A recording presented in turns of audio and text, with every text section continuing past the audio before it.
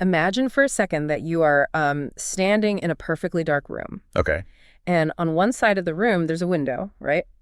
And through it, you can see someone just going about their daily life. Completely unaware of you. Exactly. Totally unaware. You hold all the power in this situation. You can see their secrets, their habits, their vulnerabilities. It's the ultimate one-way mirror. Yes. But the real question is, what does holding that kind of absolute power actually do to your own mind? And, more importantly, what happens when that mirror shatters? It's a deeply unsettling image. I mean, truly. And yet, it's a dynamic that humans have been morbidly fascinated by for centuries, right? Absolutely. The power of observation without any risk of detection, it really taps into our most primal instincts. Yeah. We're just obsessed with the idea of knowing someone completely while remaining, utterly unknowable ourselves. So true. Well, today we are tearing apart the anatomy of that obsession in this deep dive. We're looking into two really intense narratives that basically put the psychology of a stalker under a microscope. Right, we're looking at the literary analysis titled The Anatomy of Obsession, Comparative Surveillance Narratives. Exactly. It directly compares The Man Who Vanished by Ghassan Jawahar and You by Caroline Kepnes. Now, on the surface, these books might seem like they're doing the exact same thing. Because they both trap you in the mind of a predator. Right. They are both incredibly intense, gripping experiences that just get completely under your skin. But the architecture of, how they terrify you couldn't be more different. Because they trigger fundamentally different modern anxieties. I mean, if you look at the stats provided in the source text, it's wild.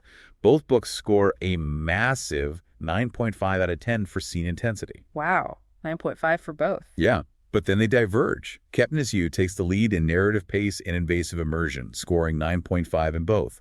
It forces us to confront the terror of digital manipulation. The weaponization of our online lives. Exactly. Jawahar's there. The Man Who Vanished, on the other hand, isolates the terrifying reality of physical invisibility, and it actually edges out in originality and provocation ethics, scoring 9.5 there. So we're basically looking at a masterclass in how the method of surveillance completely rewires the story. Not just the pacing, but the actual psychology of the person doing the watching. Right. And to understand those score differences, we really have to look at the structural foundation of the books.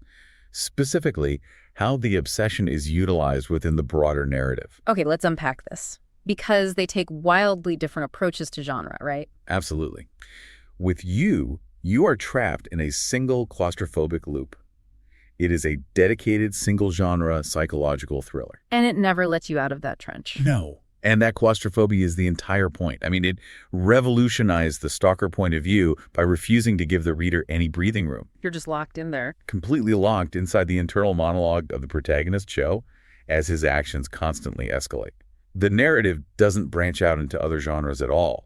It just digs deeper into one very specific, very dark hole. But then, you look at The Man Who Vanished, and it's doing something much more expansive. It's described as a multi-genre masterpiece. Yeah. The obsession with the target, Lisa, isn't the entirety of the book's structure. It's really just a foundational pillar. Right. The story uses this intense period of stalking as a sort of moral laboratory for the protagonist, Gus. It's the crucible he has to survive before the story pivots into global espionage and historical mystery. That concept of a moral laboratory is so vital here, because in You, the stalking is the ultimate destination, right? The plot exists purely to facilitate the obsession. Right. But in The Man Who Vanished, the stalking is a catalyst. It's the fire that defines the character for the rest of his journey. And the mechanics of how these two characters track their targets perfectly mirrors those structural goals. Let me give a real-world analogy here. Think about Joe Goldberg from You for a second. Okay. He isn't just a cyber hacker. He operates almost like a malicious algorithm, Oh, that's a great way to put it. Yeah, he is scraping data, finding behavioral patterns, and then feeding his target exactly what she wants to see. It's like a targeted ad in human form.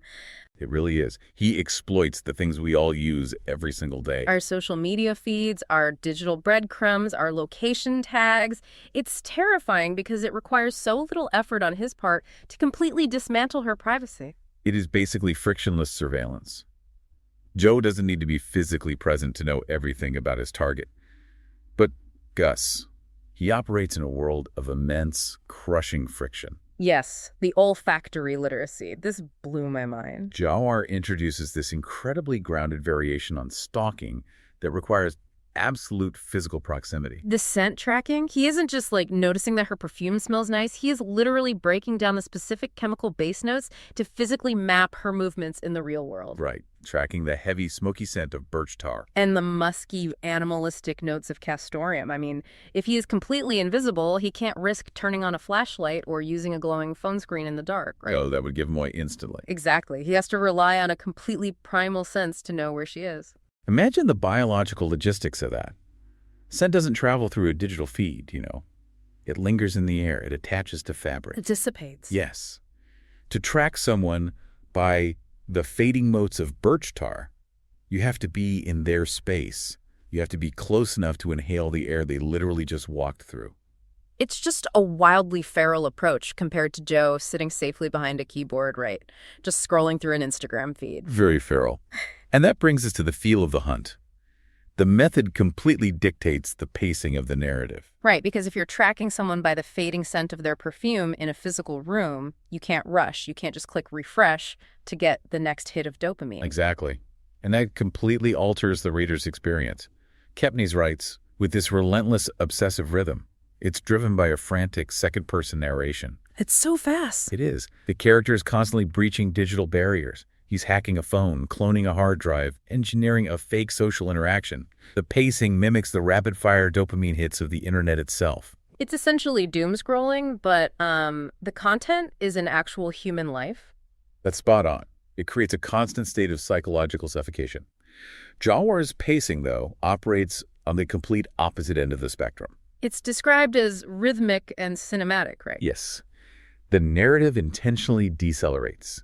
It really forces you to sit in the quiet and witness the slow, deliberate unwinding of the target's life as Gus watches her from the shadows. Which brings us to the actual mechanics of being in those shadows.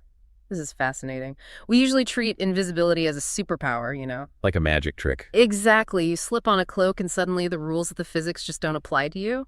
But the reality explored here is what the source calls the brutal physics of remaining unseen. Because invisibility doesn't mean you cease to exist physically. You still have mass. You still displace air. You still have to breathe. The sheer biological stress of that is horrifying to think about. Gus isn't just floating around like a ghost. He is standing in a room mere feet away from another human being. Just think about the physical discipline that requires. The lactic acid building up in your legs from standing perfectly still in a corner for hours. The absolute terror of a sudden sneeze or, I don't know, a floorboard creaking under your weight. It's agonizing dread. The tension isn't just about whether he'll leave a digital fingerprint somewhere. It's the visceral panic that his invisibility might suddenly fail while he's standing right there in the room. And the physical toll is massive. Jawar uses his prose to really reflect that heavy physical atmosphere. The literary style of these two authors couldn't be more distinct. Let's talk about that style contrast. Well, Kepnes gives us a conversational, dark, intimate style. It feels raw, unfiltered, modern, and deeply cynical. It sounds like the darkest corners of the internet given a voice. Right. While Jawar goes for pure sensory overload, it's actually described in the source as poetry in prose. Yeah, he treats the subject's life as a landscape of forbidden beauty. Instead of the frantic, biting internal monologue of a hacker, you get these rich, heavy descriptions. The complex symphony of her perfume, the amber glow of her apartment. It feels almost meditative. Meditative, but, make no mistake, deeply invasive. So what does this all mean? Let's pivot from how they stalk to why they stalk. Right, diving into the psychological depth metric. Let's dive into the minds of the watchers, Joe and Gus, because the justification for the invasion is where the two characters completely split. We're looking at a stark divide between pure sociopathy and profound moral conflict. Joe completely lacks a moral true north. He really does. His psychology is entirely rooted in sociopathic entitlement. He builds this impenetrable fortress of justification around every single thing he does. The stalking, the violence in his mind, these are all noble acts.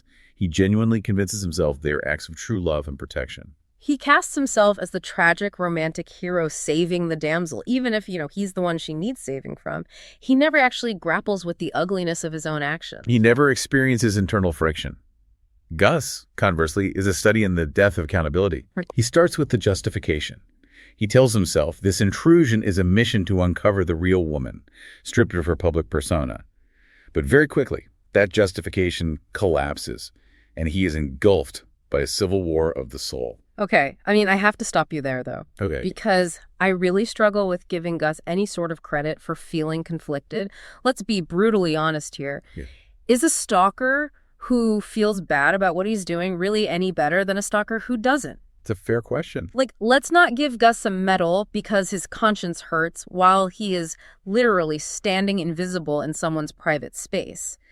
Intent doesn't change the outcome for the victim. It is still a massive invasion of her life. What's fascinating here is that is the exact friction the narrative wants you to experience. Yeah. It's not arguing that Gus is morally superior in the act of violation. Oh. Okay. The trauma inflicted by an invisible presence is absolute, regardless of the perpetrator's feelings. Right.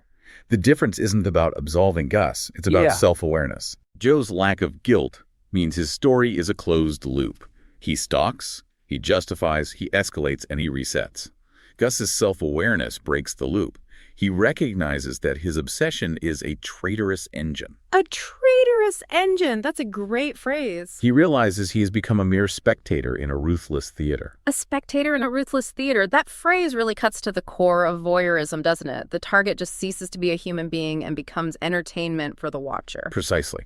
And because Gus refuses to build that fortress of justification like Joe does, he is actively haunted by shame and guilt. He has to actually look at what he's doing. Yes, and that internal civil war forces an action.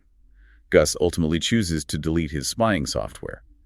He makes the conscious decision to reclaim his humanity.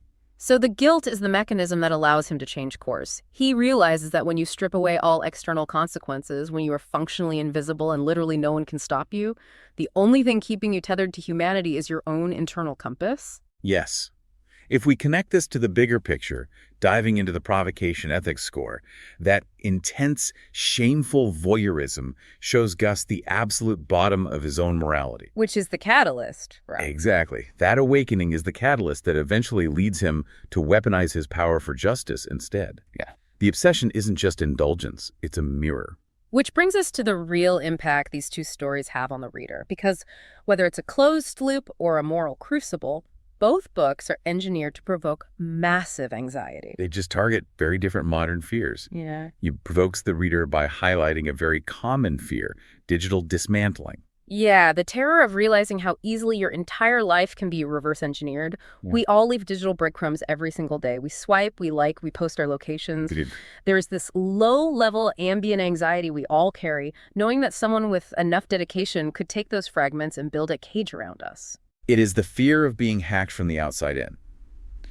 But The Man Who Vanished relies on intense logistical voyeurism. It taps into an anxiety that is much older. The concept of quantum stealth. Right, the quantum stealth warning from the source text. This is the concept that truly got under my skin. We think of privacy as closing a door and being alone. But this narrative posits a chilling idea. The idea that privacy is a dead language when a person can stand in your room perfectly unseen.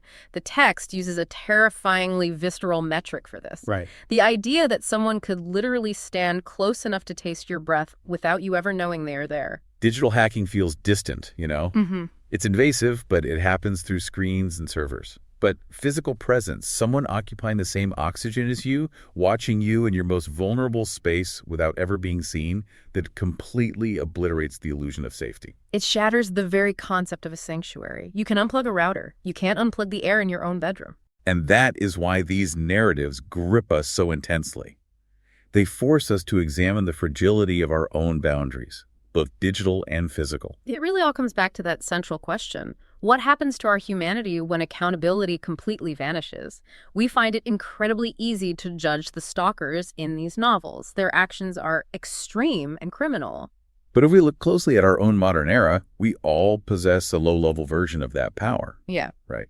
We have unprecedented access to peer into the lives of others online. We really do. We can scroll through years of a stranger's history, examining their relationships, their habits, without ever leaving a trace.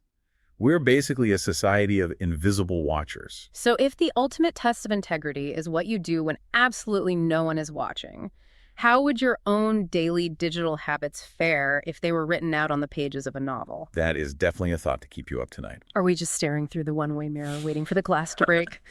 Well, thanks for taking this deep dive with us today. Keep questioning the world around you, and as always, keep that curiosity alive.